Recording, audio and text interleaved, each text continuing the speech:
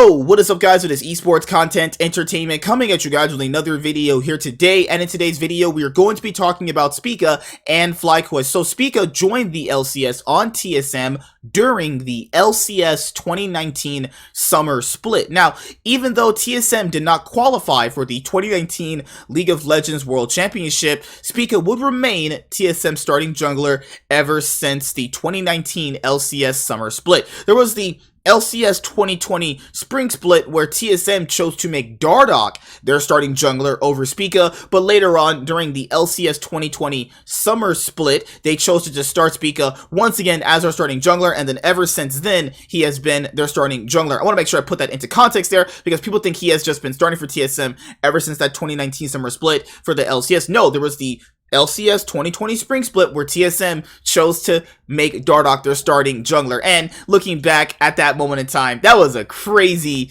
decision from TSM, given the fact that Dardoch had all those issues about people saying he was toxic. But then Spica won the LCS 2020 championship for that summer split. He went on to represent NA at the 2020 League of Legends World Championship with TSM as the first seed. They went 0-6 actually that year at World Championship 2020, and then during 2021 TSM managed to get third place in the spring split, and then they were literally one game away from making the 2021 League of Legends World Championship. And now you're at 2022. For 2022, TSM decided to actually go with these LDO prospects, Josedeodo and Shenny. The roster had a lot of problems. They wanted Spica to be this like big shot caller, and that really wasn't gonna work out, because I just don't think, like, in the TSM Legends videos he would seem to be that kind of player, but in reality when it came to actual stage games it was really hard, because he's communicating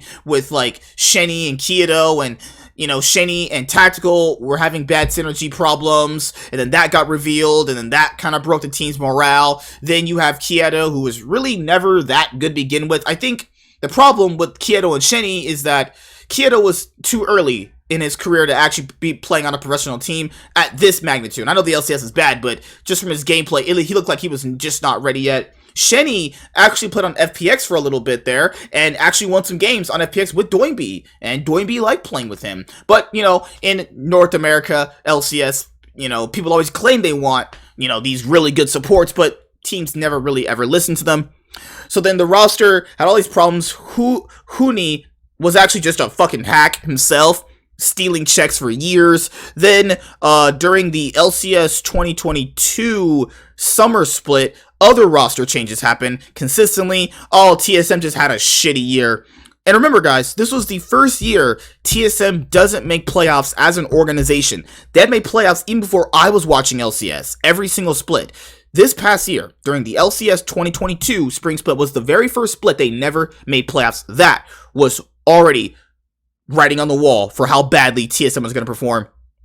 During the summer split for the LCS this year, other roster changes ended up happening. They grabbed Mia, that didn't work. Huni retired. They brought in Soul. We knew Soul wasn't going to last. Soul played like 1 week, I think, or 2 weeks max, I think, and then they swapped him out for Solo. They promoted Chime. They brought over Maple.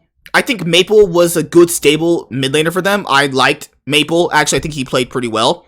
I think Chime was playing pretty well too. Solo is just going to be Solo. It's basically a budget version of Impact. But then Spica and TSM lose Evil Geniuses and fail to make the 2022 League of Legends World Championship. And then we have this piece of information that came out that TSM, or as Spica says, TSM didn't want to pay him an extra 100k to stay on the roster, and that he was pretty much free to go. They were gonna just go in a different direction because Spica asked for more money. TSM always claimed they're always really profitable, but that whole FTX deal might have something else to say, right? TSM just recently let go of their full academy team, and that is going to be something where now they're kind of merging with collegiate teams to try and mend their academy team. It's bad because they're trying to save money, obviously. They're trying to just, you know, slash their budget, obviously. So, yeah, Spica going to FlyQuest, I think, is an upgrade over Josedeodo. I think they need a shot-calling-esque presence in the jungle. It just feels like ever since Santorin left FlyQuest, they didn't have that, and it feels like is going to be able to fit that. I think he's going to be a nice personality brand for FlyQuest, and if you pair up this roster, you're gonna have Impact and Spica. That's an interesting top side. I think I like that top side actually. I forgot the rest of FlyQuest roster, but how it looks right now from what I've seen, it looks pretty darn solid overall. But the thing here is, you know, Spica didn't play that well on TSM earlier this year. Even when he had the other players around him, there was that 0-10 Vi game he actually had. I'm just happy he's on this org instead of 100 Thieves.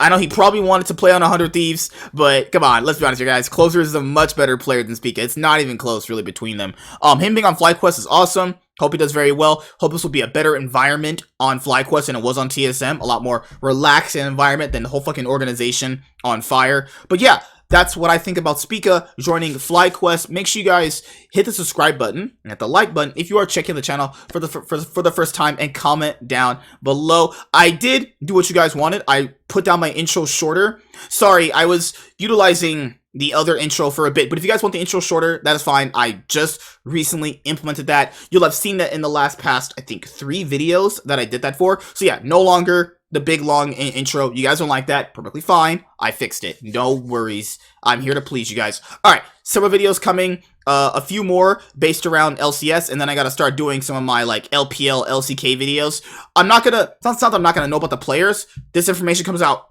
so rapidly, you know, that it just all tends to be something that, you know, comes out at once. I was getting into some argument with some weirdo over fucking Canyon and Peanut, but I'll explain it in another video. All right, see you guys later. Like, comment, and subscribe. Most of all, enjoy. I am MSCan. This is esports content entertainment, your one place for esports content. All right, guys. Deuces.